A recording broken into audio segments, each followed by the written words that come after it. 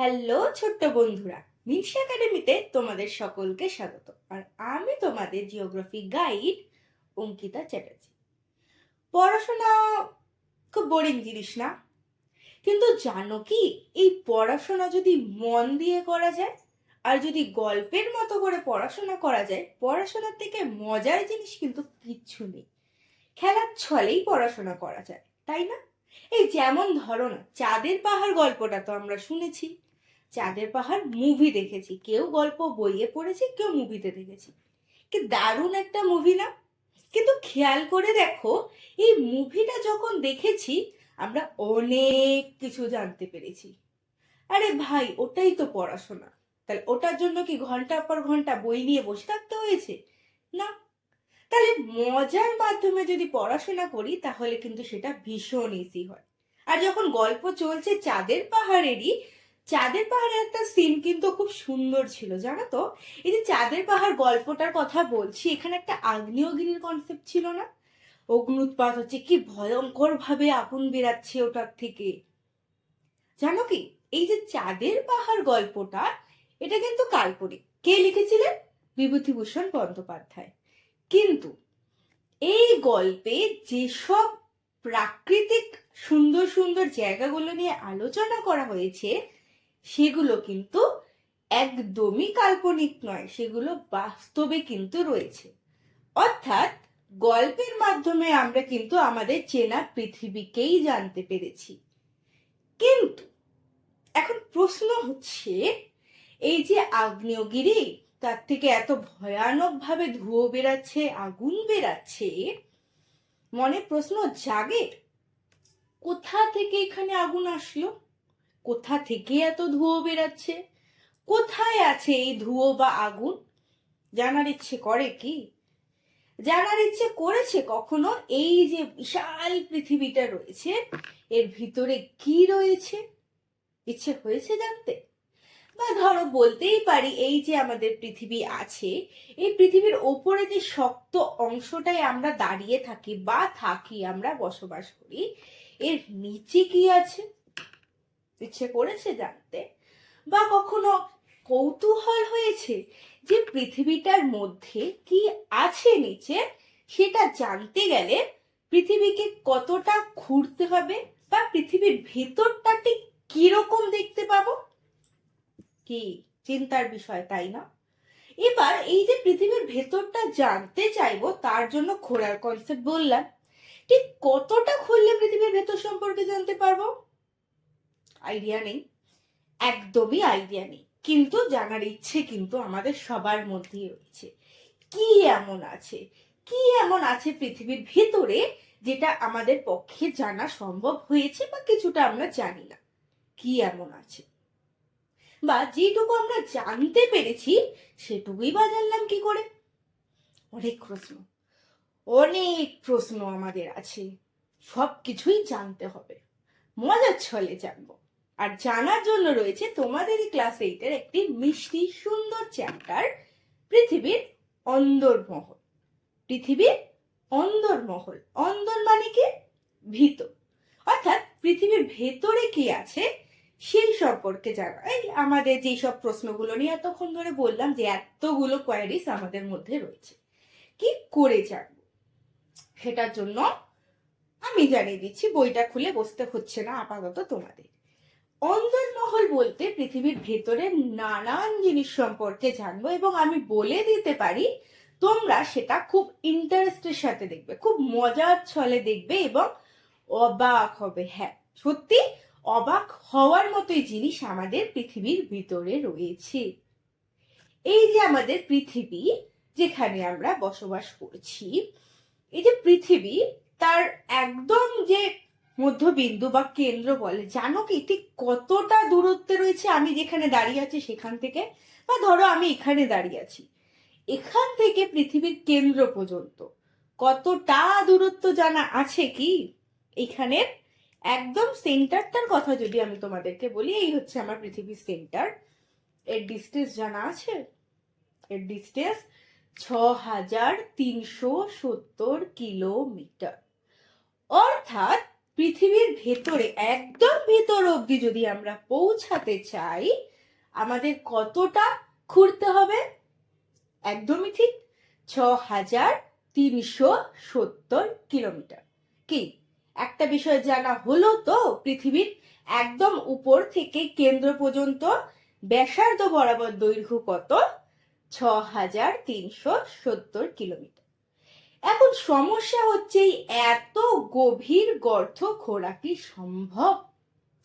এতটা অবধি কি গর্ত খুঁড়তে পারবো তুমি আমি মিলে? চলো বেশ কিছু উদাহরণ দিই, তাহলে যদি আইডিয়া হয়। আমাদের পৃথিবীর বৃহত্তম খনি রয়েছে আফ্রিকার রবিনসন দ্বীপে। জানো কি তার গভীরতা কত? এটা কিন্তু মানুষের তৈরি করা গর্ত, যেটা থেকে খনি থেকে সোনা বেরায়। এই যে মা দেখবে না সাজার জিনিস পরে, বা তুমিও কানে দুল পরে আছো, মেয়ে হলে কানে দুল পরবে, ছেলে হলে দেখেছো মা বিভিন্ন রকম গয়না পরে, সেই সোনাই আমরা খনি থেকে পাই। এই খনি খনন করা হয়েছে বা গর্ত খোঁড়া হয়েছে সব থেকে বড় খনি, এর গভীরতা মাত্র 3 থেকে 4 কিলোমিটার। তাহলে পৃথিবীর সব থেকে বড় যে খনি তৈরি করা হয়েছে গর্ত খুঁড়ে খুঁড়ে, কতটা? মাত্র 3 থেকে 4 কিলোমিটার। এবার আসি এই যে পৃথিবী, এই পৃথিবীর আবার একটা ঝামেলা আছে। কি ঝামেলা? পৃথিবীর যত গভীরে যাব উষ্ণতা বা তাপ তত বাড়বে। সহজ ভাষায় বললে পৃথিবীর যত নিচে ঢুকবো পৃথিবীর গরম তত বাড়তে থাকবে। ঠিক কতটা বাড়বে তার জন্য কিন্তু রয়েছে একটা ক্যালকুলেশন। কি ক্যালকুলেশন?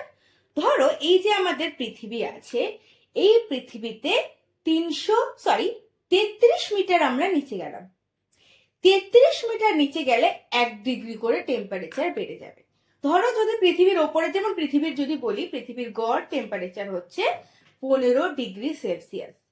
33 মিটার নিচে নামবো 16 ডিগ্রি সেলসিয়াস, আবার 33 মিটার নিচে নামবো, আবার টেম্পারেচার বাড়বে। তাহলে ভাবো 3 থেকে 4 মিটার নয় কিন্তু কিলোমিটার। তাহলে সেই 3 থেকে 4 কিলোমিটার নিচে গর্ত খুলে সোনা তুলছেন কারা? খনিতে যারা কাজ করেন। তাহলে ভেবে দেখো এইসব মানুষ যারা খনিতে কাজ করেন তারা কতটা কষ্টে কতটা গরম সহ্য করে কাজ করেন, ভাববার বিষয়, তাই না? এবার আসি 3 থেকে 4 কিলোমিটার খনন করে তো আমি পৃথিবীর ভেতরে কি আছে জানতে পারছি না। তার জন্য আরো ঘুরতে হবে, কারণ পৃথিবীর ব্যাসার্ধ কত বলেছি? একদম ঠিক, এই তো ভালোই মনে রেখেছো, 6370 কিলোমিটার।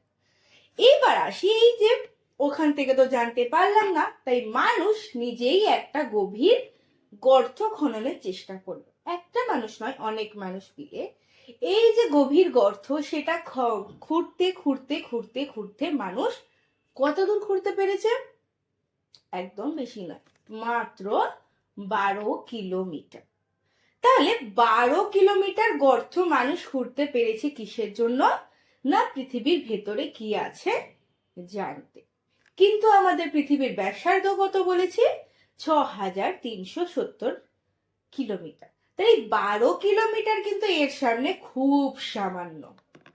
তাহলে ভীষণ একটা কঠিন সমস্যায় পড়লাম। কি করে জানবো পৃথিবীর ভিতরে কি আছে?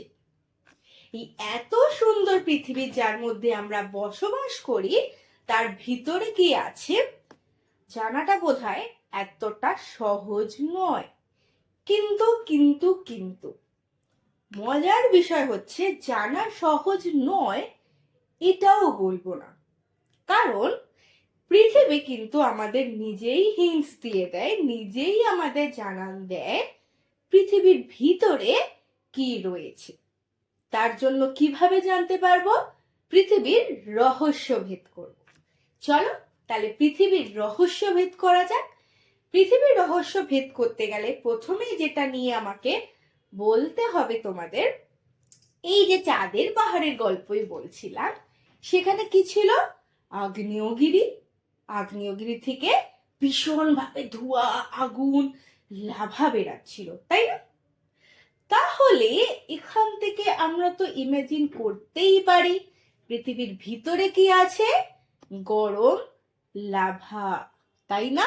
পৃথিবীর ভেতরে কিন্তু গরম লাভা আছে, কারণ ওইখান থেকে যখন বেরোচ্ছে সেটা কোথা থেকে আসছে? পৃথিবীর ভেতর থেকেই তো আসছে। তাহলে পৃথিবীর ভেতরে কিন্তু গরম লাভা আছে। এর জন্য কি পৃথিবীর গর্ত করতে হয়েছে আমাদের? না, এর জন্য কিন্তু পৃথিবীর গর্ত খুঁড়িনি। এইটা পৃথিবী নিজে থেকেই আমায় বলেছে। বা এই ধরো পৃথিবীর মধ্যে কি হয়, ভূমিকম্প হয়, পৃথিবী কেঁপে ওঠে, তার মানে পৃথিবীর ভেতরে কিন্তু চলাচল রয়েছে। পৃথিবীর ভেতরটা স্থির নয়। যদি স্থির হতো এত কাঁপাকাঁপি কিন্তু করতে পারতো না। কে বলেছে? পৃথিবী বলেছে। তাহলে সবকিছু কিন্তু পৃথিবী নিজেই জানিয়ে দিচ্ছে। বা ধরো যারা বক্রেশ্বরে ঘুরতে গেছি, এরকম কিন্তু গরম জল মাটির নিচ থেকে বেরাতে দেখেছি। তার মানে কি, এইগুলো থেকে একটা জিনিস তো কনফার্ম, পৃথিবীর ভেতরটা খুব গরম এবং সেখানে আগুন বা লাভা জাতীয় জিনিস কিন্তু রয়েছে। জানা গেল তো পৃথিবীর ভেতরটা বেশ কিছু কিছু জিনিস রয়েছে। এখানে আরেকটা মজাদার বিষয় বলে রাখি, এই যে দেখতে পাচ্ছ এই যে ভিডিওটা, এখানে কি হচ্ছে না, আগুন গরম জল ওপরে বেরিয়ে আসছে। কোথা থেকে? না, মাটির নিচ থেকে। একে কি বলে জানো? একে বলা হয় উষ্ণ প্রস্রবণ।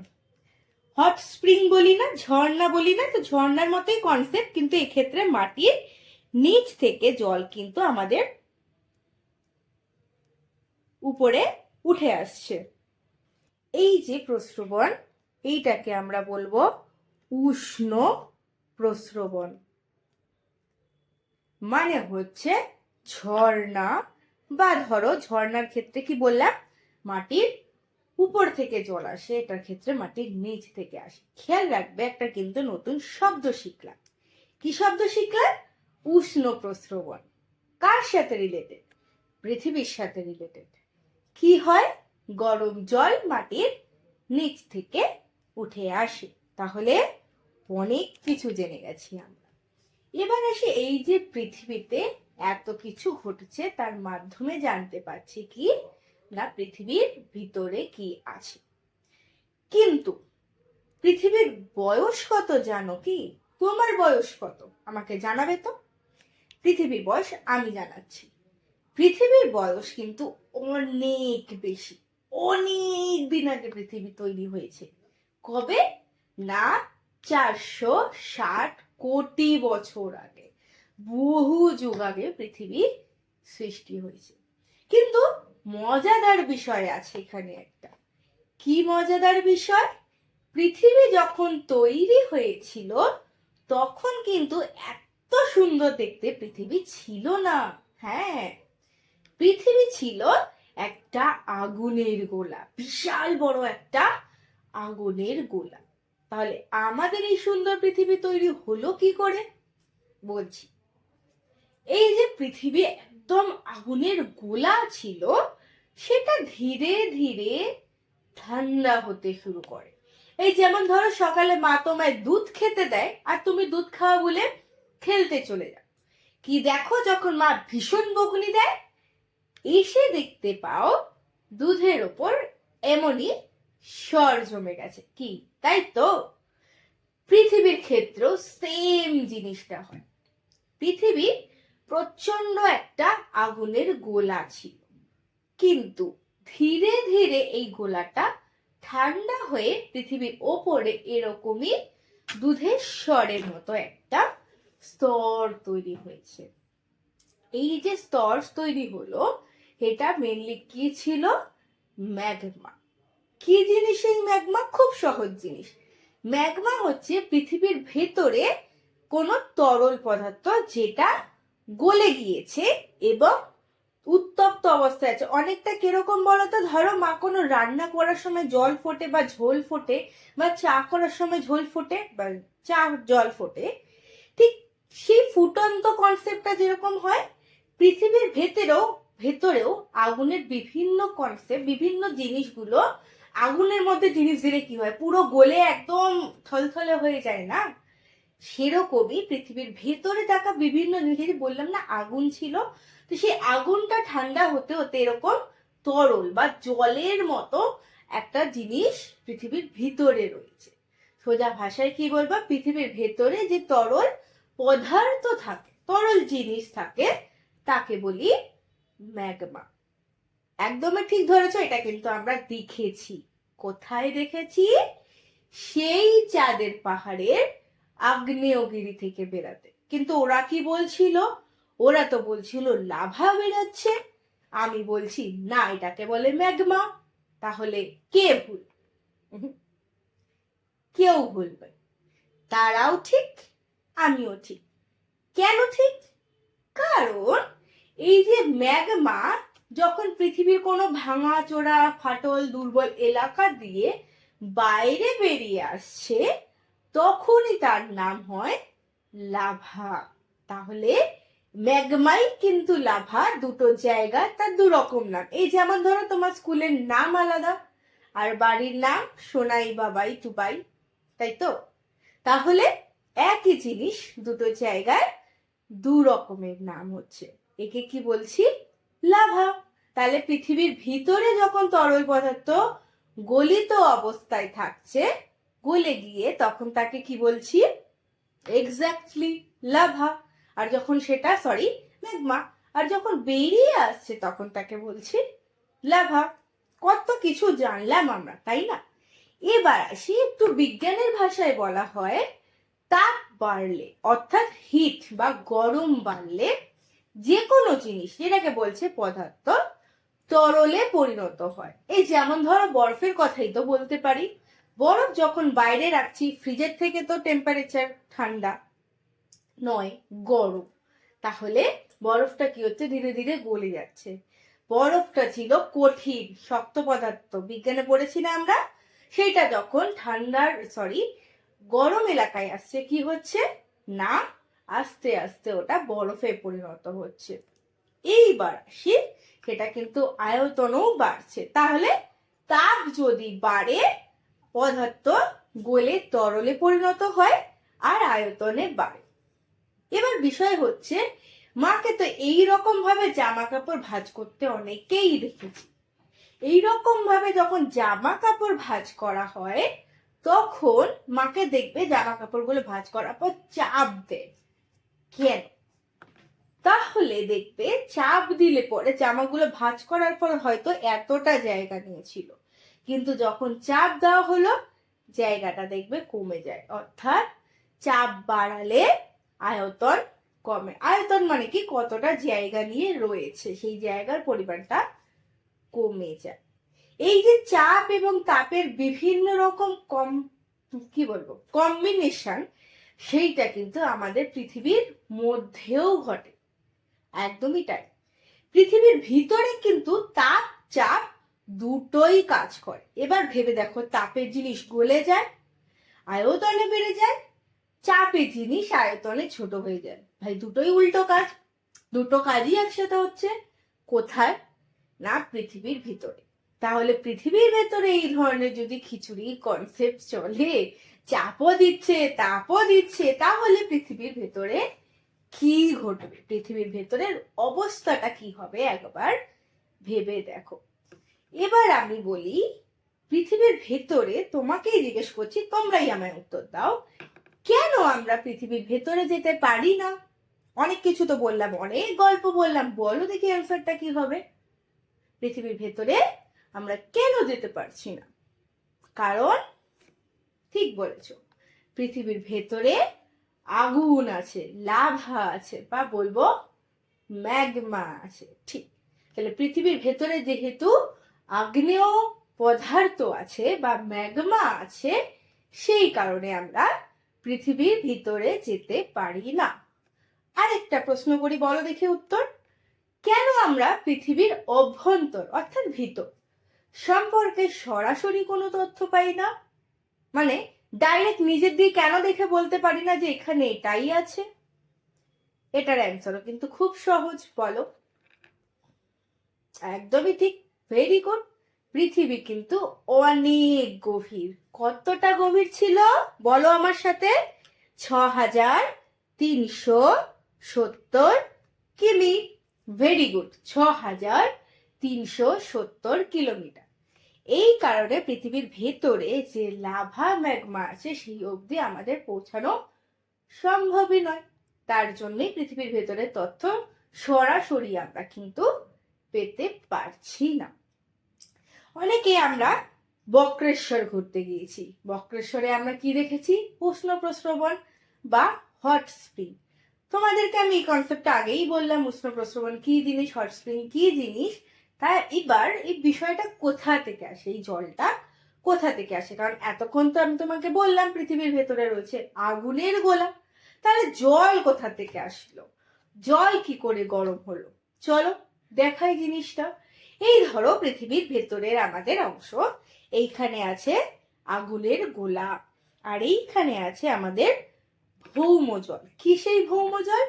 ভৌম জল হচ্ছে এই যে ধরো বৃষ্টির জল পড়ছে, মাটিতে জল পড়ছে, জানলা দিয়ে তুমি দেখছো, কিন্তু জল পড়ার পর বৃষ্টি যখন থেমে যাচ্ছে, জলটাকে কি একই জায়গায় দাঁড়িয়ে থাকতে দেখছো? যার বাড়ির সামনে পুকুর আছে সে বলবে পুকুরে জল চলে যাচ্ছে, কিন্তু যার বাড়ির সামনে পুকুর নেই, শুধু ড্রেন আছে, সেখানে জল কোথায় যাচ্ছে? না, জল কোথাও যায় না, জল মাটির নিচে ধীরে ধীরে নেমে আসে, এসে মাটির নিচেই জমা হয়, সেইটাকেই বলি ভৌম জল। ভৌম মানে ভূমি অর্থাৎ মাটি, নিচে যে জল জমা হয় তাকেই বলি ভৌম জল। এই ভৌম জল উপরে উঠে আসলো কি করে? যখন পৃথিবীর ওপরে, এই যে বললাম ভূমিকম্পের মতো জিনিস যখন ঘটে, পৃথিবীর দুর্বল স্থানগুলোতে বিভিন্ন রকমের আমরা ক্র্যাক দেখতে পাই, বিভিন্ন রকমের আমরা ফাটল দেখতে পাই। এই যে ফাটলগুলো আছে, এই ফাটলগুলো থেকে যে বললাম চাপ তাপ দুটোই কাজ করে, তখন গরম জল ধীরে ধীরে ওপরে উঠে আসে, আর সেই গরম জলটাই কিন্তু আমরা দেখতে পাই। কেন গরম জল? কারণ এর নিচেই রয়েছে সেই আগ্নেয় স্তর, তাই জলটা গরম হয়ে যাচ্ছে, গরম হয়ে ফাটল দিয়ে যখন বেরিয়ে আসছে সেইটাকেই আমরা বলছি উষ্ণ প্রস্রবণ। কি মজাদার বিষয় না? তাহলে আমরা ওভারঅল কি জানতে পারলাম? এই যে 3 রকমের ঘটনা হচ্ছে, আগ্নেয়গিরি থেকে অগ্নুৎপাত হচ্ছে, প্রস্রবণ হচ্ছে, বা কোথাও ভূমিকম্পের জন্য ফাটল দেখা দিচ্ছে, এই বিভিন্ন কারণের জন্যই কিন্তু পৃথিবীর ভেতরে এক ধরনের এনার্জি তৈরি হয়, বা যেটাকে বলি শক্তি তৈরি হয়। কি রকম শক্তি? যেমন ধরো দুটো হাত এমন করো, দল, এবার গালে রাখো, কি বুঝছো? গরম লাগছে না? কেন? দুটো হাত তো তুমি ঘষেছো, এইটাকে বলবো ঘর্ষণ শক্তি। এবার এই ঘর্ষণ শক্তিটাই যখন অনেকক্ষণ ধরে চালিয়েছো, এই ঘর্ষণ শক্তি আরেকটা নতুন শক্তি তৈরি করেছে। কি শক্তি? না তাপ শক্তি, যেটা আমি গালে নিলে বুঝতে পারছি। তাহলে এই যে বিভিন্ন রকম শক্তি হয়, পৃথিবীর ভেতরে যে তাপ আছে সেটার কথা বলছিলাম, এই তাপও কিন্তু এক রকমের শক্তি। হ্যাঁ, একদমই ঠিক। এই ভেতরকার তাপকে কি বলে জানো? এই ভেতরকার তাপকে বলে ভূতাপ। কেন ভূতাপ বলবো? ভূমির মধ্যে রয়েছে কি আছে? তাপ, তাই একে কি বলি? ভূতাপ। এই যে ভূতাপ শক্তি, ওটা পৃথিবীর কোথায় থাকছে? বিভিন্ন এলাকায় একটা কেন্দ্র থেকে তাপ থাকে, এবং সেটা ধীরে ধীরে বাইরের দিকে আসে এই বিভিন্ন রকম প্রসেসের মাধ্যমে। এই যে তাপ ধীরে ধীরে বাইরে বেরিয়ে আসছে, তখন সেই তাপকে আমরা শক্তি বলতে পারি। কি শক্তি? যেহেতু ভূতাপ আসছে, তাহলে তাকে বলবো ভূতাপ শক্তি। তাহলে পৃথিবীর ভেতরকার তাপ যখন বাইরে বেরিয়ে আসছে তখন তাকে বলছি ভূতাপ শক্তি। আর মানুষ কিন্তু কোনো জিনিস অপচয় করে না, তাই পৃথিবীর এত সুন্দর দেওয়ার কীট ভূতাপ শক্তিকেও কিন্তু নষ্ট করেনি। কি করেছে জানো? এই ভূতাপ শক্তি দিয়ে মানুষ বিদ্যুৎ তৈরি করেছে, যেটা দিয়ে আমাদের ঘরে লাইট চলে, ফ্যান চলে, তুমি টিভি দেখতে পাও, ফোনে চার্জ দিতে পারছো, বিভিন্ন রকম কাজ করতে পারছি। এবার এই যে ভূতাপ শক্তি, তার দিয়ে বিদ্যুৎ তৈরি করছি। কেন বিদ্যুৎ তৈরি করব? কি দরকার ছিল?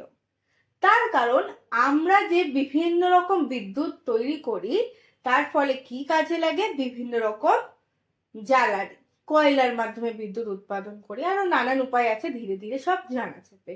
এই যে বিদ্যুৎ শক্তি চাহিদা কিন্তু খুব বেশি, অর্থাৎ প্রত্যেকের বাড়িতেই লাইট জ্বলে, প্রত্যেকের বাড়িতেই ফ্যান চলে, প্রত্যেকের বাড়িতেই বিদ্যুৎ দরকার, এবং দিনে দিনে মানুষের বিদ্যুতের চাহিদা বাড়ছে, বিদ্যুতের দরকার বাড়ছে।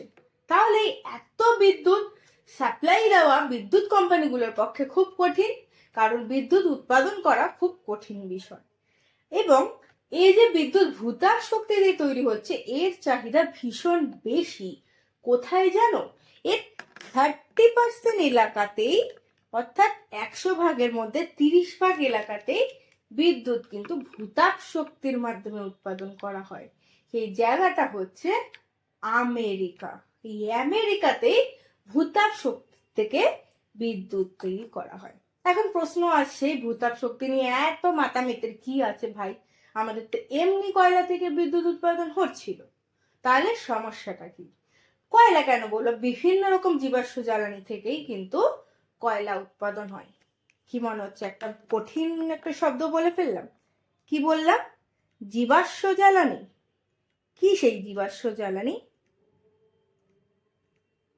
এই হচ্ছে জীবাশ্ম জ্বালানি। কি এই জীবাশ্ম জ্বালানি? ভীষণ সহজ, বহু যুগ আগের গল্প বলবো। সেই সময় অনেক পশু পাখি গাছপালা একসাথে মারা যায়। কেন না, বাইরে থেকে একটা ধূমকেতু এসে পড়েছিল। ধরো আগ্নেয় গোলা পৃথিবীতে অনেক স্পিডে এসে পড়েছিল। এর ফলে প্রচুর গাছপালা মারা যায়, প্রচুর পশু পাখি মারা যায়।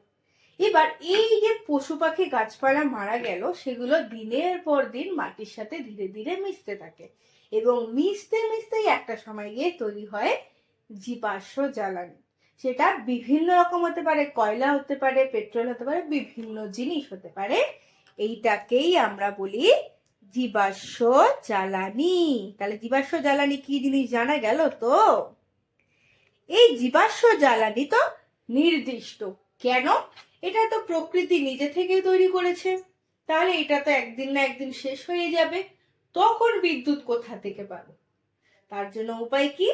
প্রকৃতি আমাদের কিন্তু আনলিমিটেড তাপ শক্তি দিয়েছে, ভূতাপ শক্তি দিয়েছে।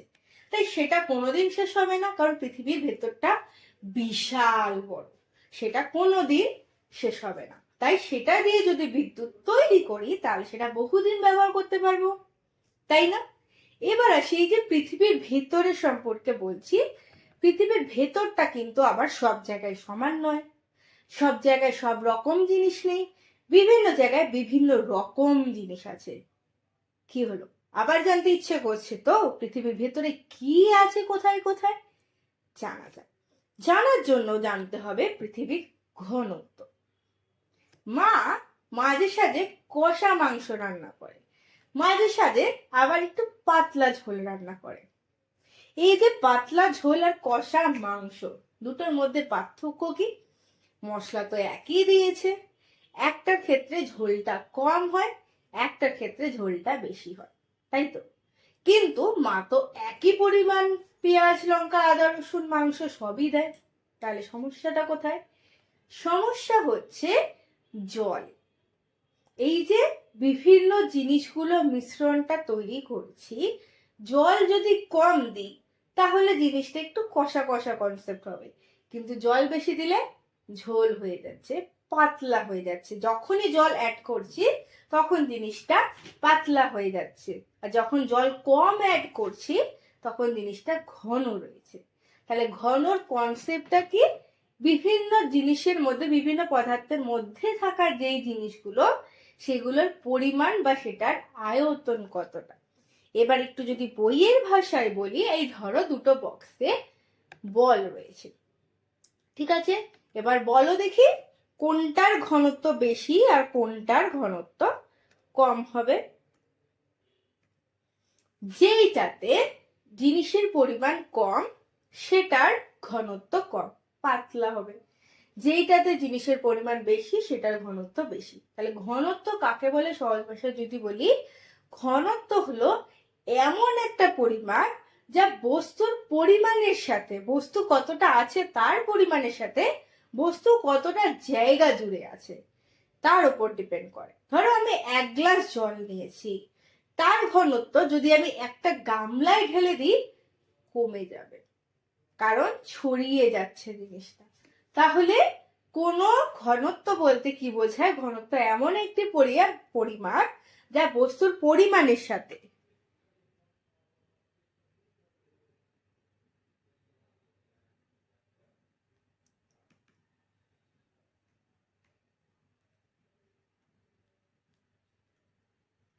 বস্তুর পরিমাণের সাথে বস্তুর আয়তনের তুলনা করছে। কি করছে? বস্তুর পরিমাপের সাথে বস্তুর আয়তনের তুলনা করছে। ঠিক আছে, তাহলে দুটো জিনিস কিন্তু জানলাম, বোঝা গিয়েছে। এবার আসি, এই যে ঘনত্বের কনসেপ্ট বলছি, পৃথিবীর ভেতরেও কিন্তু ঘনত্ব সব জায়গায় সমান পরিমাণে হয় না। কিরকম হয় না? এই ধরো পৃথিবীর কথাই যদি বলি, পৃথিবীর ভেতরে রয়েছে কোথাও আয়রন, কোথাও আছে অ্যালুমিনিয়াম। আয়রন মানে লোহা, আর অ্যালুমিনিয়াম আমরা ঘুগনির বাটি খাই, মানে ঘুগনির বাটি খাই না, ঘুগনি খাই যে বাটি করে। বা ধরো বিরিয়ানি আনতে গেলে অনেক সময় ফয়েলের মধ্যে দেয়। আজকালকার তো বড় বড় রেস্টুরেন্টে গেলে রোলও এরকম ফয়েলে পেঁচিয়ে দিচ্ছে যাতে জিনিসটা গরম থাকে। মোমো খাই ফয়েলের মধ্যে দেয়, সেগুলো হচ্ছে অ্যালুমিনিয়ামের তৈরি। আর আয়রন তো আমরা জানি লোহার জিনিস। তাহলে এই যে লোহা এবং অ্যালুমিনিয়ামের মধ্যে আমরা জানি অ্যালুমিনিয়াম ভীষণ হালকা, আর লোহা বা আয়রন ভীষণ ভারী জিনিস, তাই তো? তাহলে এই হালকা এবং ভারী দুই রকম জিনিসই কিন্তু পৃথিবীর ভিতরে আছে, এবং যেইটা ভারী সেইটা পৃথিবীর কেন্দ্রের দিকে চলে যায়, থিতিয়ে পড়ার মতো জিনিস। এটা আমি পরীক্ষার মাধ্যমে তোমাদের দেখাবো। তো ভারী জিনিস সব সময় নিচের দিকে চলে যায়, তার থেকে হালকা জিনিস তার উপরে থাকে, তার থেকে হালকা জিনিস তার উপরে থাকে। তো পৃথিবীর যখন আমি ঘনত্ব বের করতে যাব, তখনও সেম কনসেপ্ট ঘটে। পৃথিবীর মধ্যে অ্যালুমিনিয়াম এবং লোহা আছে, তাহলে বলো দেখি পৃথিবীর কেন্দ্রে কোন জিনিসটা থাকবে, অ্যালুমিনিয়াম নাকি লোহা? ঠিক, লোহা যেহেতু ভারী, পৃথিবীর কেন্দ্রে কিন্তু লোহা থাকে। এবার বিষয় হচ্ছে পৃথিবীর ঘনত্ব বিভিন্ন রকম। কি রকম? যেমন পৃথিবীর যদি একদম কেন্দ্রের কাছাকাছি ঘনত্ব দেখি, তাহলে 2.6 থেকে 3.3 গ্রাম পার ঘন সেমি। অর্থাৎ যে আমার একটা আয়তন সেন্টিমিটারে যদি হিসেব করি, একটা বক্সের মতো আয়তন, যেটা কিনা 3D বক্স, এই লুডোর ছক্কার মতো কনসেপ্ট, এই ধরনের একটা বক্সের মধ্যে আমি আয়তন যদি হিসেব করি, সেটা 2.6 থেকে 3.3 গ্রামের মতো ঘনত্ব রয়েছে। এবার যদি আমি এর থেকে বেশ কিছুটা নিচে নামি, কেন্দ্রের কাছাকাছি যাই, ঘনত্ব বাড়ছে। এই যে বললাম ভারী জিনিস স্থিতিয়ে পড়ছে, তাহলে ঘনত্ব বাড়বে। কত ঘনত্ব? না 11 গ্রাম পার ঘন সেমি। আরো নিচে যাই, আরো ঘনত্ব বাড়বে। কত? না 14 গ্রাম পার ঘন সেমি। ঠিক আছে, তাহলে যত নিচের দিকে যাচ্ছি ঘনত্ব বাড়ছে। কিন্তু ওভারঅল যদি একটা ঘনত্ব চাই, ওভারঅল ঘনত্ব কিন্তু আমরা স্যাটেলাইটের মাধ্যমে জানতে পারি। স্যাটেলাইট কি? মানুষের তৈরি করা একটা উপগ্রহ, যেটা পৃথিবীর চারিদিকে ঘোরে। সোজা ভাষায় একটা মেশিন যেটা পৃথিবীর চারিদিকে ঘোরে এবং পৃথিবীর মধ্যেকার বিভিন্ন রকম জিনিস সম্পর্কে তথ্য আমাদেরকে দেয়। তো সেই কৃত্রিম উপগ্রহ থেকে আমরা জানতে পারি পৃথিবীর গড় ঘনত্ব 5.5 গ্রাম পার ঘন সেমি। পুরো পৃথিবী যদি আমি কম বেশি না রেখে গড়ে হিসেব করি, সেটা কত? না 5.5 গ্রাম পার ঘন সেমি। এবার প্রশ্ন হচ্ছে, পৃথিবীর কেন্দ্রের কাছে থাকা পদার্থগুলোর ঘনত্ব কেন বেশি হয়? অর্থাৎ পৃথিবীর মাঝখানে জিনিসগুলোর ঘনত্ব কেন বেশি হয়? তোমরাই বলো, প্রশ্ন উত্তর কিন্তু আমি দিয়ে দিচ্ছি। কি হবে? পৃথিবীর ভেতরের ভারী জিনিস, যেমন ধরো এখানে বিভিন্ন ওয়েটের জিনিসপত্র একসাথে আছে, কি হবে? এই ধরনের জিনিসগুলোর মধ্যে সব থেকে ভারী যেটা, সেটা একদম নিচে থাকবে, তার থেকে হালকাটা তার উপর, তার থেকে হালকাটা তার উপর, এরকম ধাপে ধাপে জিনিসটা থাকবে। চলো একটা এক্সপেরিমেন্টের মাধ্যমে বিষয়টা তোমাদেরকে করে দেখাই। তোমরাও কিন্তু আমার সাথে বাড়িতে করবে এবং আমাকে দেখাবে করে, ঠিক আছে? ঘনত্বের কনসেপ্টটা একটু এক্সপেরিমেন্ট করে জানা যায়। সেটা তোমরা কিন্তু ঘরেও করতে পারো, খুব বেশি জিনিস লাগবে না। বেশ কিছু পরিমাণ জল নেবে, এরকম একটা টাব নেবে, আর যা মন চাই কাঠ, প্লাস্টিক, ফুল, ফল, যেটা তোমার খুব মনে হয় যে তুমি যেটা নিয়েছো তার মধ্যে আটবে, এই ধরনের জিনিস নিয়ে আরামসে করতে পারো। তো ফার্স্ট আমরা কি করবো, এই জলটাকে টাবের মধ্যে ঢেলে দেবো। জেনে রাখবে এই যে জল ঢালছি এর ঘনত্বের থেকে বাকি জিনিসগুলোর ঘনত্ব যদি কম হয় তাহলে কি হবে, ভেসে থাকবে, আর যদি বেশি হয় তাহলে ডুবে যাবে। তো চলো পরীক্ষা করে দেখা যাক কি হয়। ফার্স্ট আমরা যেটা দিয়ে পরীক্ষা করব সেটা হচ্ছে এই বোতলের ঢাকনা। কি মনে হয় এটা জলের মধ্যে ডুবে যাবে নাকি ভেসে থাকবে? অ্যান্সারটা কিন্তু অবশ্যই আমাকে জানাবে এবং উত্তর তো তোমাদের চোখের সামনে। কি হচ্ছে, ভেসে রয়েছে, তাই না? তার মানে জলের থেকে এই বোতলের ছিপির ওয়েট বা ঘনত্ব কিন্তু কম। ঠিক আছে, নেক্সট করা যাক। আমি বেশ কিছু পাথর নিয়ে নিয়েছি, এই যে বেশ কিছু পাথর। এইটা যদি জলের মধ্যে দিয়ে কি হবে, এটা কি ভেসে থাকবে? চলো দেখা যাক। চলো, একটাও ভেসে রইল না, সবই ডুবে গেল। কারণ কি?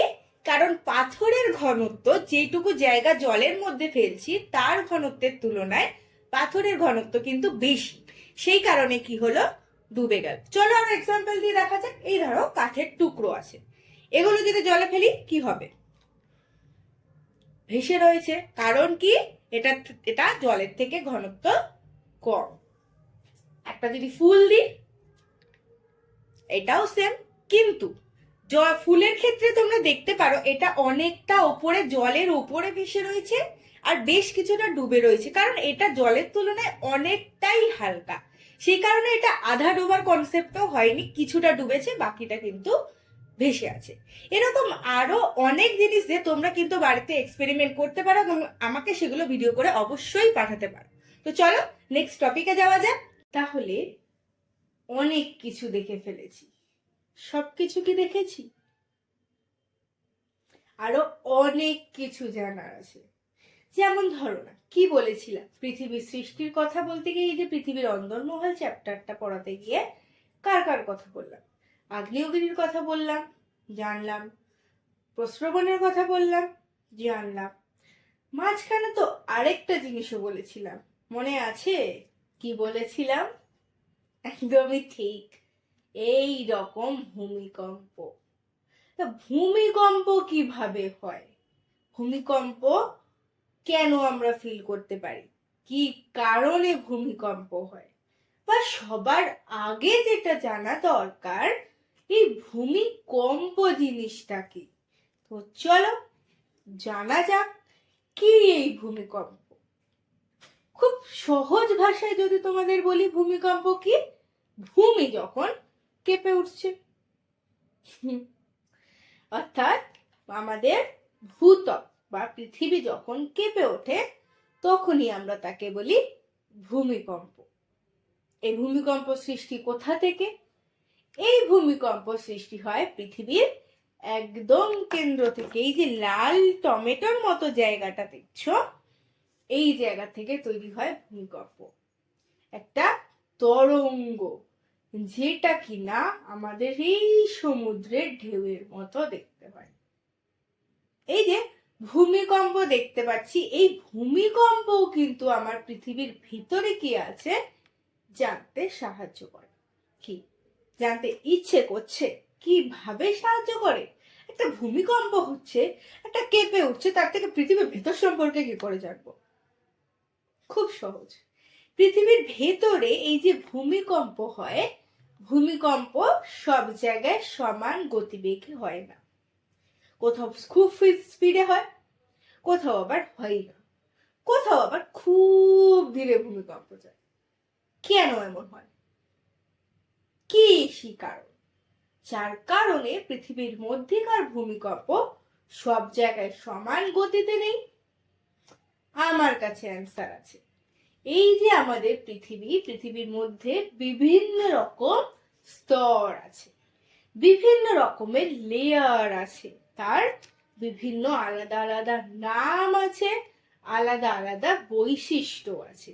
তো যখন এই বিভিন্ন লেয়ারগুলোর মধ্যে দিয়ে ভূমিকম্প আমাদের পৃথিবীতে এসে পৌঁছাচ্ছে, তার থেকে আমরা বুঝতে পারি আচ্ছা পৃথিবীর ভেতরে তার মানে এই জিনিসগুলোই আছে। যেমন ধরো এইগুলো হচ্ছে ভূমিকম্পের তরঙ্গ। দেখো ভূমিকম্পের তরঙ্গ কিন্তু এই এলাকা দিয়ে যায়নি। কেন যায়নি বলো দেখি? এখানে কি আছে? কোর। কোর মানে কি? পৃথিবীর কেন্দ্র। তাহলে পৃথিবীর কেন্দ্রটা কিরকম হয়? ভেরি গুড, তরল পদার্থ। তরল পদার্থের মধ্যে দিয়ে কিছু কিছু ভূমিকম্পের তরঙ্গ যেতে পারে না। তাহলে তার থেকে কিন্তু ইমাজিন করতে পারি আচ্ছা তার মানে এইখানটা তরল। তাহলে ভূমিকম্প তরঙ্গ যখন একটা স্তরের মধ্যে দিয়ে চলাচল করছে না, তার থেকে আমরা বুদ্ধি খাটাতে পারছি যে তার মানে এখানটাই কিন্তু তরল। কারণ আমরা জানি ভূমিকম্পের এই তরঙ্গটা তরলের মধ্যে দিয়ে যেতে পারে না, এখান দিয়েও যাচ্ছে না, তার মানে এই জায়গাটা তরল। আর এই যে এপি সেন্টার বলে কথাটা লেখা আছে, এটা হচ্ছে আমি ধরো দাঁড়িয়ে আছি সেই এলাকাটা। তাহলে এই যে বিভিন্ন রকম তরঙ্গ, বিভিন্ন রকম অবস্থা, তরল, কঠিন, গ্যাসীয় বিভিন্ন অবস্থার মধ্যে দিয়ে কেউ চলাচল করতে পারে, কেউ চলাচল করতে পারে না, কেউ স্লো হয়ে যায়, কেউ আবার ফাস্ট হয়ে যায়। চলো তাদের সাথে একটু পরিচয় করি, ভূমিকম্পের তরঙ্গের শ্রেণী বিভাগ করি। ভূমিকম্প তরঙ্গ নর্মালি খুব সহজ ভাষা যদি বলি দু রকমের হয়, একটা পি তরঙ্গ আর একটা হচ্ছে এস তরঙ্গ। পি তরঙ্গ আর এস তরঙ্গ এই দুই রকমের তরঙ্গ ঠিক এই রকম ভাবেই চলাচল করে। এরা কেউ কেউ কঠিন মাধ্যমের মধ্যে দিয়ে চলাচল করে, কেউ কঠিন তরল দুই মাধ্যমের মধ্যে দিয়েই চলাচল করতে পারে। এবার ধীরে ধীরে একটা একটা করে আলোচনা করা যাক। চলো পি তরঙ্গ সম্পর্কেই জানি। পি তরঙ্গ যেটা কিনা এইরকম ভাবে ওয়েভ তৈরি করে, আপ ডাউন করে যায়, এই ধরনের তরঙ্গ তিনটে মাধ্যমের মধ্যে দিয়ে চলাচল করতে পারে। কিসের তিনটে মাধ্যম? তিনটে মাধ্যম হচ্ছে গ্যাসীয়, নেক্সট হচ্ছে তরল বা যেটাকে বলি লিকুইড, থার্ড হচ্ছে সলিড বা আমাদের ভূত্বক।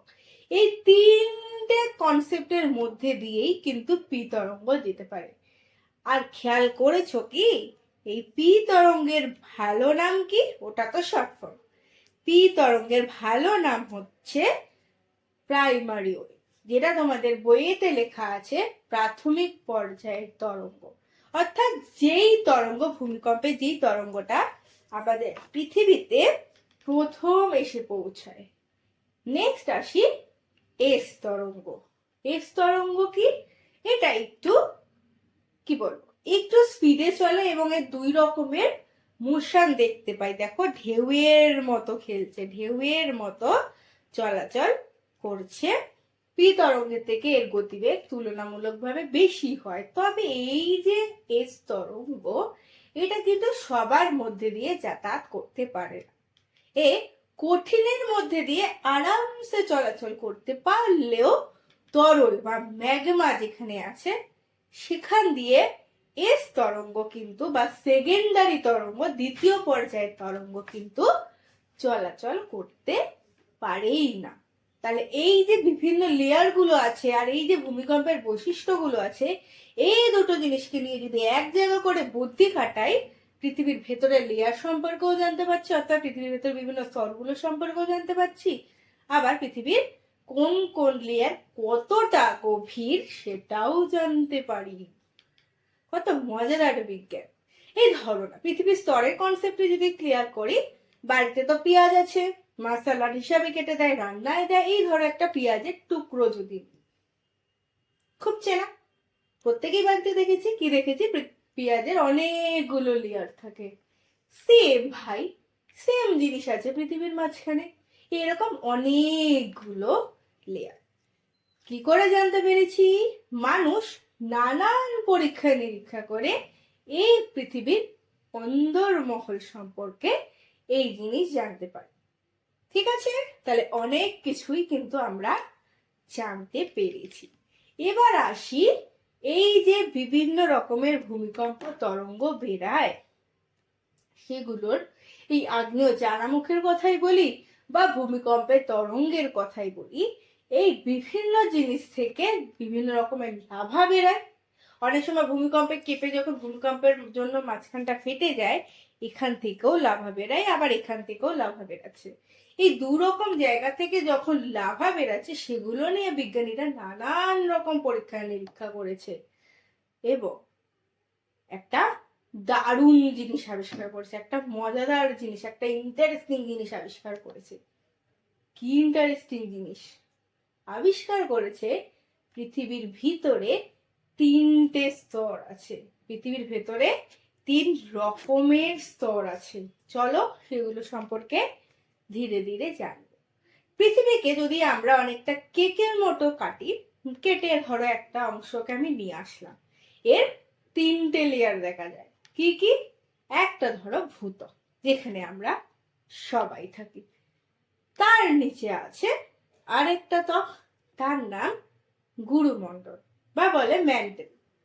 আর একটা লাস্ট ত্বক আছে, তার নাম কেন্দ্রমণ্ডল।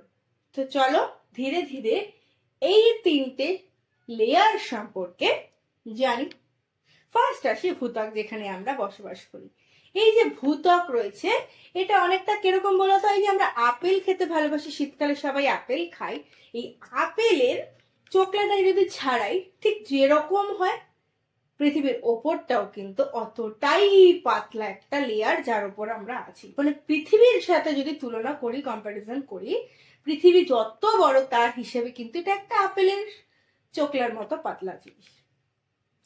এর মধ্যে 2টো স্তর আছে। একটা ধরো আমি এই যে পৃথিবীর ভেতরে আগ্নেয় পদার্থ রয়েছে, তার উপরে একটা শক্ত লেয়ার আছে, যেটা সাগর এবং ভূত্বক দুইয়ের ওপরেই আছে, তাকে বলি সীমা স্তর। এছাড়া রয়েছে আরেকটা ত্বক, যেটা টোটালি ভূত্বক, সেটা হচ্ছে সীমা। এই শিয়া আর সীমা দুই মিলিয়েই হচ্ছে আমাদের ভূত্বক, এবং এইটা কিন্তু ভীষণ একটা পাতলা লেয়ার। ওই যে বললাম আপেলের খোসার মতো ত্বক। তাহলে এই পুরো কনসেপ্টটাকেই আমি যদি ধরি, সাগর, শিয়াল, সীমা পুরোটা মিলিয়ে পৃথিবীর ওপরে রয়েছে, এবং পৃথিবীর ওপরে এটা একদম পাতলা অবস্থাতে রয়েছে। এই যে পৃথিবীর ওপরে বিভিন্ন লেয়ার গুলো রয়েছে, এগুলোর কিন্তু ঘনত্ব সমান নয়, এগুলোর ঘনত্বের কিন্তু চেঞ্জ হয়, এগুলোর ঘনত্বের বিভিন্ন রকম পার্থক্য দেখা দেয়। এবার এই যে শিয়াল সীমা রয়েছে, এই কারণে কিন্তু পৃথিবীর আকৃতিও সমান হয় না। পৃথিবীর আকৃতি এই কারণে কিরকম হয়? পৃথিবীর আকৃতি কিরকম? পৃথিবীর আকৃতি জিওড আকৃতি, পড়েছি না আমরা? বা খুব সহজ ভাষায় বা মজাদার বিষয় যদি বলি, পৃথিবীর আকৃতি কিন্তু পৃথিবীর মতোই, একদমই ঠিক। এবার আসে এই যে শিয়াল সীমার কথা বলছি, এই যে সীমা লেয়ারটা, এটা কিন্তু ভারী লেয়ার। কেন? এই যে তোমাকে তখন বলছিলাম না লোহার কথা, অ্যালুমিনিয়ামের কথা, কি বলেছিলাম? লোহাটা খুব হালকা হয়, লোহাটা খুব ভারী হয়, অ্যালুমিনিয়ামটা হালকা হয়। তো এই লোহা এবং অ্যালুমিনিয়াম যখন কম্পারিজনের কথা বললাম, ভারী জিনিসটা নিচে থাকে, তাহলে শিয়াল ওপরে আছে, সীমা নিচে আছে। তাহলে বুদ্ধি কি বলে? সীমা ভারী। সীমা কি দিয়ে তৈরি হচ্ছে যার জন্য সীমা ভারী হচ্ছে? সীমা তৈরি হচ্ছে SI দিয়ে তৈরি হয়, সিলিকা, আর MA দিয়ে তৈরি হয় ম্যাগনেসিয়াম। তাহলে এই সিলিকা আর ম্যাগনেসিয়াম, এই দুটোর শর্ট ফর্ম দিয়েই তৈরি হচ্ছে আমার কি? সীমা স্তর।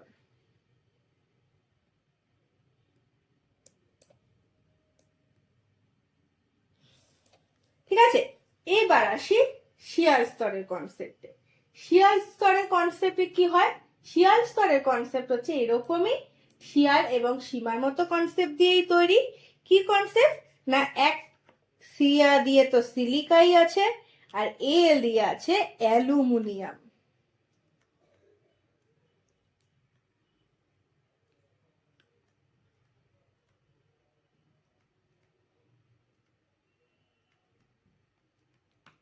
ঠিক আছে।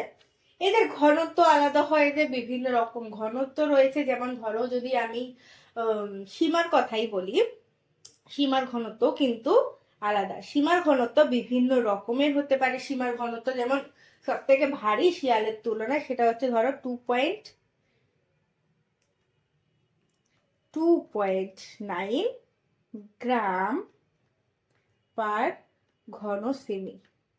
সেই হিসাবে যদি আমি সীমার কথা বলি, সীমার ঘনত্ব কিন্তু এতটাও বেশি হয় না, আরো কম হয়। ঠিক আছে, তো চলো নেক্সট এই যে বিভিন্ন রকম লেয়ার গুলোর কথা বলছি, পৃথিবীর মধ্যে বিভিন্ন রকম ঘটনাগুলো কনস্ট্যান্ট ঘটে চলেছে। পৃথিবীর ওপরে যে পাতলা আস্তরণটার মধ্যে শিয়াল সীমা রয়েছে, এর মধ্যে নানান রকম খনিজ পদার্থ রয়েছে, নানান রকম সম্পদ রয়েছে। বিভিন্ন রকমের সম্পদ কিন্তু পৃথিবীর ওপরের লেয়ারের মধ্যেই রয়েছে। বিভিন্ন খনিজ হতে পারে, কোনো নির্দিষ্টতা জিনিস নিয়ে আমি এখন আলোচনা করছি না, শুধু জেনে রাখো পৃথিবীর ওপরে বিভিন্ন রকমের খনিজ পদার্থ কিন্তু রয়েছে। শুধু তাই নয়, পৃথিবীর মধ্যে রয়েছে মাটি, তার মধ্যে রয়েছে ম্যাক্সিমাম পরিমাণ অক্সিজেন।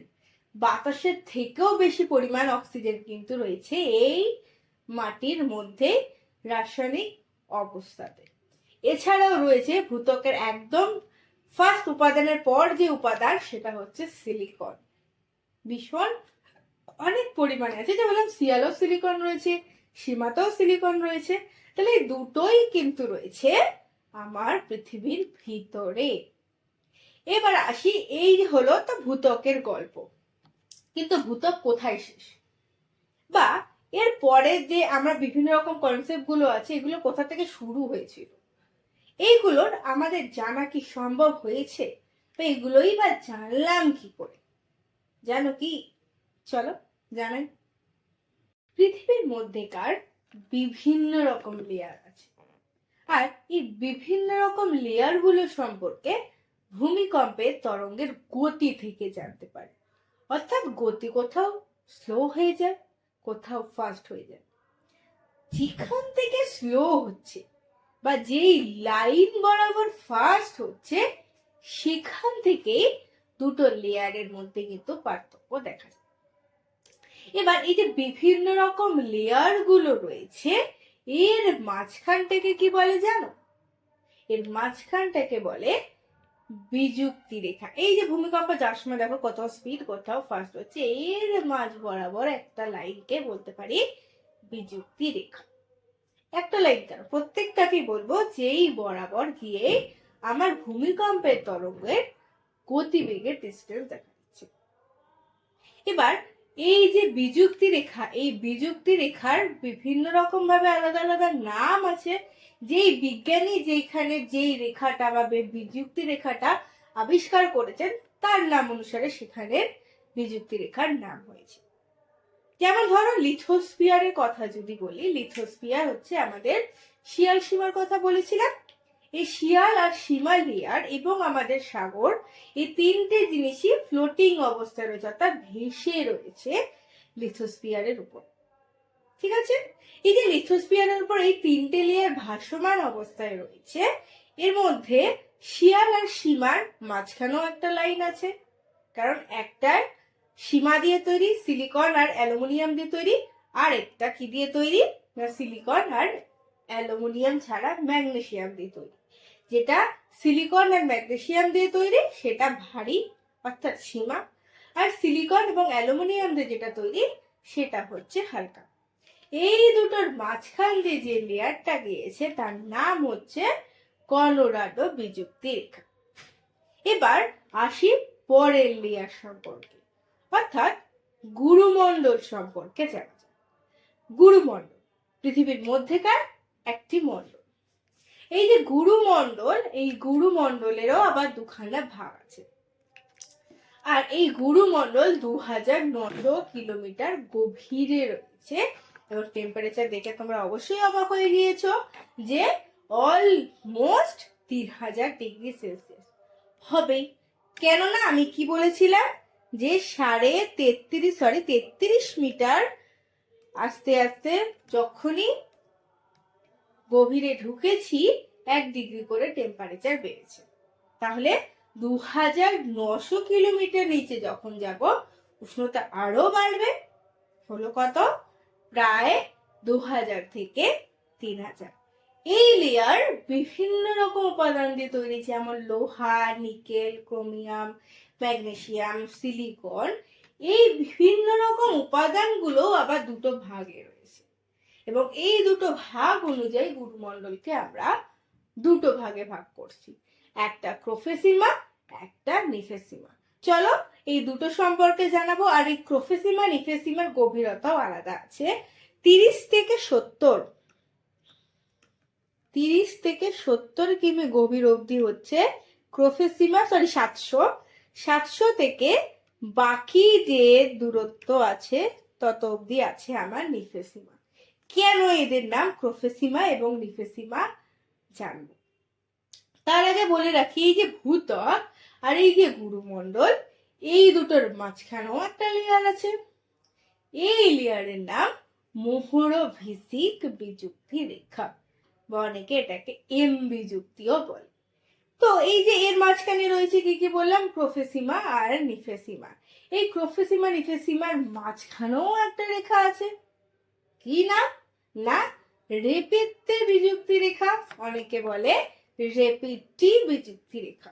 তোমরা কিন্তু দুটোই জেনে রাখবে, কোন স্কুল বিভিন্নটা বিভিন্ন ভাবে ব্যবহার করে। তো চলো এর নামকরণ গুলো সম্পর্কে জানি। ফার্স্ট জানি নিফেসিমা কি। নিফেসিমার মধ্যে নি আছে, ফে আছে, সি আছে, মা আছে। নি দিয়ে হয় নিকেল, এফ দিয়ে ফেরাস অক্সাইড, এছাড়া আছে সিলিকন আর আছে ম্যাগনেসিয়াম। এদের প্রত্যেকের ফার্স্ট ওয়ার্ড গুলোকে যদি এক জায়গা করি তবে তৈরি হয় নিফেসিমা। এবার আসি ক্রোফেসিমার কনসেপ্ট। সেম ভাবে ক্রো আছে, ফে আছে, সি আছে, মা আছে। ক্রো দিয়ে হয় ক্রোমিয়াম, লোহা আছে যেটাকে বলি ফেরাস অক্সাইড, সিলিকন আর ম্যাগনেসিয়াম। সেম ভাবে এইটার প্রত্যেক ওয়ার্ড গুলোকে শুরুর এক জায়গা যদি করি তাহলে তৈরি হয় ক্রোফেসিমা। তাহলে নিফেসিমা প্রোফেসিমার কনসেপ্ট বোঝা গিয়েছে। এইবার আসি লিথোস্ফিয়ারের যে কনসেপ্ট বলছিলাম, যেটাকে আমরা বলতে পারি অ্যাস্টেনোস্ফিয়ার। লিথোস্ফিয়ারের কনসেপ্ট নয়, লিথোস্ফিয়ারটাই অ্যাকচুয়াল ভাসমান অবস্থায় রয়েছে অ্যাস্টেনোস্ফিয়ারের ওপরে। লিথোস্ফিয়ার শিয়াল সীমার ফুল কনসেপ্টকে একসাথে নিয়ে বলতে পারি লিথোস্ফিয়ার। অ্যাস্টেনোস্ফিয়ারটা একটা মজাদার স্থানে রয়েছে। যেমন ধরো নিচে বিভিন্ন লেয়ার গুলো রয়েছে, ওপরে রয়েছে আমাদের ভূত্বক, যেটা লিথোস্ফিয়ার বলছি। এই ক্রাস্ট বা লিথোস্ফিয়ার এবং ম্যান্টেল বা গুরুমণ্ডল, এর মাঝখানে রয়েছে একটা স্তর। এই স্তরকে আমরা বলি অ্যাস্টেনোস্ফিয়ার। এই অ্যাস্টেনোস্ফিয়ার একটি গ্রিক শব্দ যার অর্থ হচ্ছে দুর্বল স্থান, অর্থাৎ দুর্বল ফাটক। এই স্তরটা কেমন দেখতে জানো? আমরা রাস্তার ওই সময় পিচ দেখেছি না, বা শীতকালে খেজুরের রস খাই না, অনেকটা ওই রকমের থকথকে জিনিস হচ্ছে অ্যাস্টেনোস্ফিয়ার, যার উপরে আমাদের ভূত্বক ভাসমান অবস্থায় রয়েছে। এই যে অ্যাস্টেনোস্ফিয়ার, এই অ্যাস্টেনোস্ফিয়ারের মধ্যে যেহেতু থকথকে জিনিস, তার মধ্যে চলাচল ঘটে। তার মধ্যে আগ্নেয় পদার্থ রয়েছে যেগুলো চলাচল করে এবং এইটা অনেকটা এই রকম ভাবেই চলাচল করে সার্কেল ওয়াইজ। জল ফোটার সময় দেখি না বাবলস তৈরি হয় ধীরে ধীরে আস্তে আস্তে। তো এই যে বিভিন্ন রকম আনুভূমিক ভাবে, অর্থাৎ ভূমির সাথে, ভূমির থেকে ধীরে ধীরে ওপরে ওঠে, ওপরে উঠে ঠান্ডা হয়, আবার নিচে নেমে আসে, আবার আগুন ধীরে ধীরে ওপরে ওঠে। ঠান্ডা কি একদম ঠান্ডা হয় না, নিচের আগুনের থেকে ওপরে উঠে ভূত্বকের কাছাকাছি যখন আসে তুলনামূলক ঠান্ডা হয়, তাই সেটা আবার নিচে চলে যায়। এইভাবে এইখানের ভূতাপে বিভিন্ন পদার্থগুলো, উত্তপ্ত পদার্থগুলো এরকম সার্কেল ওয়াইজ ঘুরতেই থাকে। একে আমরা বলি পরিচলন স্রোত।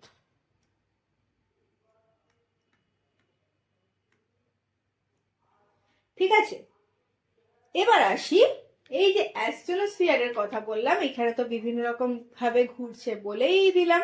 এখানে লিথোস্ফিয়ার রয়েছে, এই যে আমাদের লিথোস্ফিয়ার, এই লিথোস্ফিয়ারের নিচে এই যে আমার অ্যাস্টেনোস্ফিয়ারের মধ্যে বিভিন্ন জিনিসগুলি ঘোরাফেরা করছে।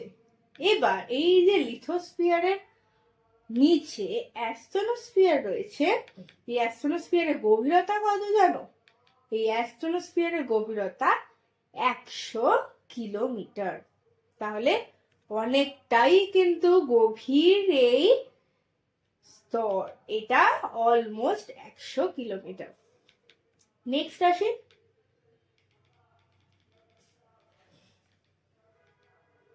এই যে ভূত্বকের কথা বললাম, ভূত্বকের মধ্যে বিভিন্ন গভীরতার কথা বলছি, একদম লাস্টে একজন রয়েছে খুব রেগে খুব গরম অবস্থায়, কি তরঙ্গ, সেই স্তরটার নাম একদমই ঠিক ভূত্বক পড়েছি, গুরুমণ্ডল পড়েছি, এরপরের ত্বক হচ্ছে কেন্দ্রমণ্ডল। চলো এই কেন্দ্রমণ্ডল সম্পর্কে জানা যাক। এই কেন্দ্রমণ্ডলেরও কিন্তু টেম্পারেচার আরো বেশি, 5000 ডিগ্রি সেলসিয়াস, বিশাল গরম। এবং এই লেয়ারটাও 2 রকম পদার্থ দিয়ে তৈরি, একটা নিকেল বা নি, একটা ফেরাস বা ফে, পুরোটাকে একসাথে বলতে পারি নিফে। এর ঘনত্ব কত জানো বলো তো, বাড়বে না কমবে?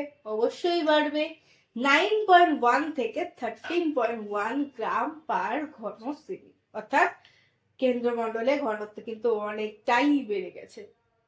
এই রকমই বিভিন্ন রকম জিনিস নিয়ে আমাদের কেন্দ্রমণ্ডল তৈরি হয়েছে। এই যে আমাদের কেন্দ্রমণ্ডল, এই কেন্দ্রমণ্ডলের 2খানা স্তর আছে। কি কি দিয়ে তৈরি বলেছি? নিকেল দিয়ে তৈরি আর ফেরাস দিয়ে তৈরি, সেই হিসাবে এটার নাম হলো কি না নিফের স্তর। অনেকে এটাকে নিফের স্তরও বলে। কেন্দ্রমণ্ডলের এই নিফে বা উপাদান অনুযায়ী 2 ভাগে ভাগ করতে পারছি, একটা অন্তঃকেন্দ্রমণ্ডল আর একটা বহিঃকেন্দ্রমণ্ডল। ঠিক আছে, এবার এই যে বিভিন্ন রকম 2 লেয়ারের কথা বললাম, কোরের 2 পার্ট হলো, একটা আউটার কোর আর একটা হচ্ছে ইনার কোর, বহিঃকেন্দ্রমণ্ডল অন্তঃকেন্দ্রমণ্ডল। এই দুটোর মাঝ বরাবর যদি দেখি, সেখানেও একটা লেয়ার আছে, বিযুক্তি রেখা আছে। কি নাম? সেই বিযুক্তি রেখার নাম লেম্যান বিযুক্তি। বিজ্ঞানী ইঙ্গেল লেম্যান এই বিযুক্তি রেখা সম্পর্কে জানিয়েছিলেন, তার নাম অনুসারে এর নাম হয়েছে লেম্যান বিযুক্তি রেখা। তাহলে অনেকগুলো বিযুক্তি সম্পর্কে জানলাম, কিন্তু মাথায় রাখতে পারলাম না কার পর কোনটা যেন বলেছিলাম, তাই তো? ভয় নেই, সবটা তোমাদের একসাথে জানান দিচ্ছি। এইটার একটা স্ক্রিনশট নিয়ে রাখতে পারো বা খাতায় ছবি এঁকে আমাকে দেখাতেই পারো, দেখি কে কত সুন্দরভাবে ছবি আঁকতে পারে। ঠিক আছে, তো বিভিন্ন লেয়ার গুলো সম্পর্কে চলো জানা যাক। ফার্স্ট লাস্ট রয়েছে অন্তঃকেন্দ্রমণ্ডল, তার উপর আছে বহিঃকেন্দ্রমণ্ডল, আর এর মাঝখানে রয়েছে, একটু আগেই যা জেনেছি তাই এটা আমাদের মনে আছে, লেম্যান বিযুক্তি রেখা। এবার এই যে কেন্দ্রমণ্ডল আর তার উপরে রয়েছে গুরুমণ্ডল বা ম্যান্টেল, এর মাঝখানে আছে গুটেনবার্গ বিযুক্তি রেখা, যেটাকে নিফেসিমাও বলছি। গুরুমণ্ডলের কারণ 2 ভাগ আছে, ক্রোফেসিমা নিফেসিমা। এর মাঝখানে কি পড়েছি? রেপিডটি বিযুক্তি আছে। এবার এর উপরে রয়েছে ভূত্বকের 2 ভাগ, শিয়াল আর সীমা। এই শিয়াল সীমার মাঝখানে আছে আমাদের 2 মিলিয়েই আছে আমাদের ক্রাস্ট, আর এই ক্রাস্ট আর গুরুমণ্ডলের মাঝখানে আছে মোহরভিসিক বিযুক্তি। এছাড়া আমাদের ওপরের তো ভূত্বক রয়েছে, তার উপরে শিয়াল সীমার মাঝ বরাবর রয়েছে কর্নোরাডো বিযুক্তি। তাহলে সবকটা বিযুক্তি কিন্তু তোমাদেরকে এখানে আমি দেখিয়েই দিলাম। পৃথিবীর ভেতর সম্পর্কে নানান রকম রহস্য ছিল, কত গভীর, কত উষ্ণতা, যেতে পারবো কিনা, গেলে কিভাবে যাব, বা না গিয়ে কি করে তথ্য পেলাম, ভূমিকম্প কত রকমের হয়, পৃথিবীর ভেতর থেকে যে তাপ বেরোয় সেটা দিয়ে আমরা এনার্জি তৈরি করতে পারছি। এক্সপেরিমেন্টের মাধ্যমে জানতে পারলাম ভারী জিনিস থিতিয়ে পড়ে, হালকা জিনিস ওপরের দিকে ভাসে বা তার মাঝ বরাবর, অর্থাৎ ওজন অনুযায়ী কিন্তু জিনিস কোনো কিছুর ওপর ভাসমান অবস্থায় থাকে। তো পৃথিবীর অন্দরমহলের অনেক কিছু জেনেছি, আরো অনেক জিনিস জানা বাকি আছে। তার জন্য মিনসি একাডেমির সাথে অবশ্যই থাকতে হবে, এবং তোমাদের যদি বিভিন্ন রকম কোয়ারিজ থাকে, বিভিন্ন জিনিস সম্পর্কে জানা নিয়ে কৌতূহল থাকে, অবশ্যই আমাদেরকে জানাতে পারো। ততদিন মজা করো, মন দিয়ে পড়াশোনা করো এবং সুস্থ থেকো।